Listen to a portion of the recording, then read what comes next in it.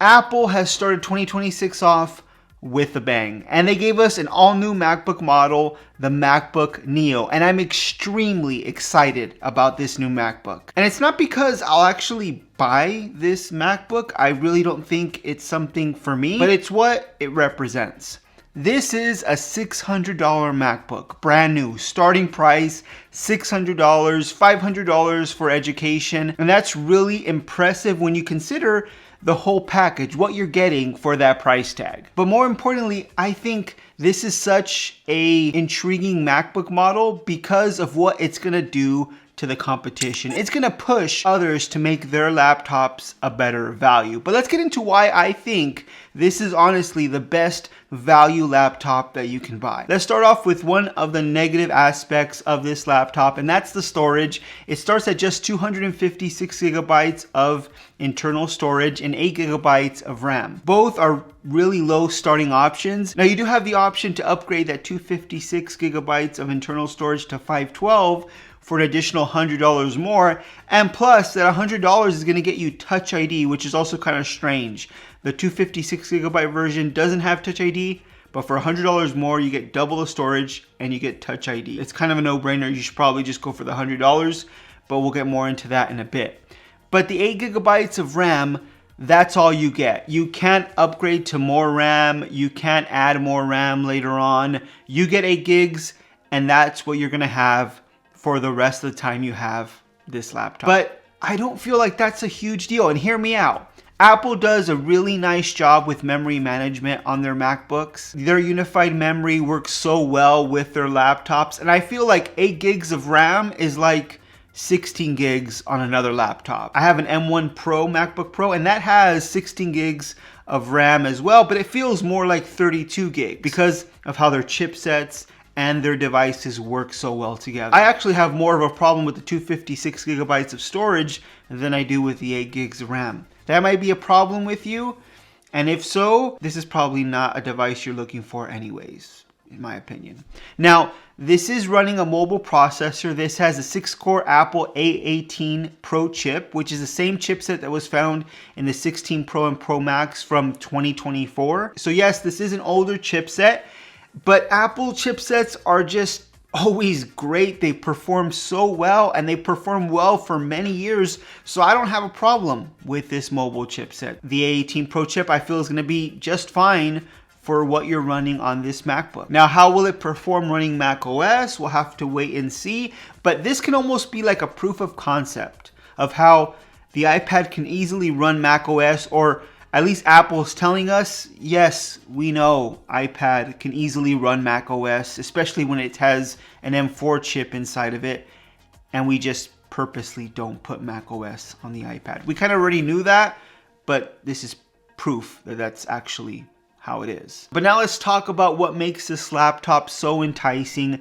You have a 13-inch 2408 by 1506 liquid retina display. It's missing some of the features that you find on other MacBooks, like the MacBook Air. It's missing the True Tone technology that you find on those other MacBooks, but I don't find that to be a huge issue. I never use True Tone anyways, so yeah, that's not going to hurt me personally. But other than that, you're pretty much getting the same display that you get on a MacBook Air, which is almost double the starting price of this MacBook Neo. You also get a really nice aluminum design that screams more expensive than it actually is, which is surprising that Apple went with aluminum and they didn't just give us a plastic laptop, especially for that price tag. I'm so much happier that it is a better build material. I'm just kind of surprised that Apple didn't cheap out on the design. When it comes to audio, you're getting a dual speaker setup here, and Apple by far makes the best speakers on any laptop. So this one, while it won't be on the level of the MacBook Pro or the MacBook Air, I still think it will be at the same level as other laptops that are more expensive, or possibly much better than laptops at the same price point. You have 2 USB-C ports, 1 USB 3 and 1 USB 2, no Thunderbolt ports. You don't even know which port is USB 3 and USB 2. The back port is actually USB 3, but there's nothing to label that one being USB 3 and the other one being USB 2. They're just giving you pretty much 2 charging ports, and one just happens to be faster than the other one. But here's the thing about the MacBook Neo. If you're worried about the amount of RAM it has, if you're worried about the Thunderbolt ports or the USB-C ports, the transfer speeds, the data speeds, the charging speed, if you're worried about those specs, this laptop's not for you. This laptop is for those normal people that just want to browse the web. They use Microsoft Word, Excel, Chrome, they send emails. This is going to be the perfect laptop for them. They don't really know much about specs. They just want a laptop that they can trust. It's going to get the job done. And they're going to see a MacBook with the Apple logo on the back. And they're going to see $600. And it's going to be perfect for them. If you're worried about it not having a Thunderbolt port, 8 gigs of RAM is too low, you're probably going to get a MacBook Pro or at the very least a MacBook Air anyway. So honestly, this isn't something you should worry about. You're also getting pretty decent battery life here, up to 16 hours of battery life. So keep that in mind. You have pretty good performance, good battery life, a nice screen, excellent design. It's lightweight, it runs Mac OS. What else do you need to run those simple applications like I mentioned before? Previously, those people were paying $1,000 for the MacBook Air. They went with the entry-level MacBook, which was a MacBook Air, and that ran an M chip and it had more power than they probably ever needed. Now they can pay $600 and pretty much get the same experience that they were getting before. Honestly, you can think of this MacBook Neo as the Chromebook of Apple. Something to just get those basic tasks done. You really don't need that pro power that the other laptops offer. And that's why I think this is the best thing that Apple could have done. Would you rather get a $400 or $500 Chromebook or the MacBook Neo?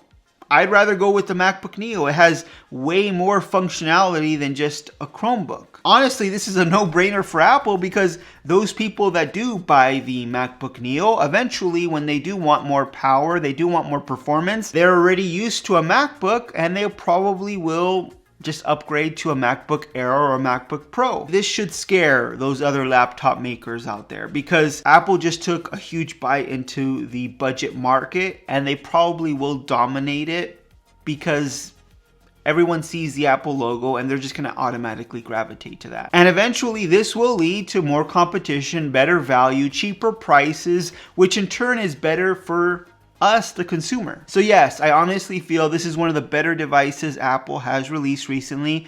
Not because it's actually an amazing laptop that's going to be perfect for everybody, but because the value it provides. It's going to be a perfect laptop for those that don't need all the power that those M chips provide. But those are my thoughts. What do you think? Is the MacBook Neo an actually good value? Is it something that you can picture yourself perhaps purchasing? If not, what's the best use case for something like the MacBook Neo? Let me know with a comment down below. If you like this video, please give it a thumbs up. And if you want to see more videos just like this one on tech news, reviews, and opinions, make sure you subscribe to the channel. Hit that notification bell so you don't miss any of our new videos.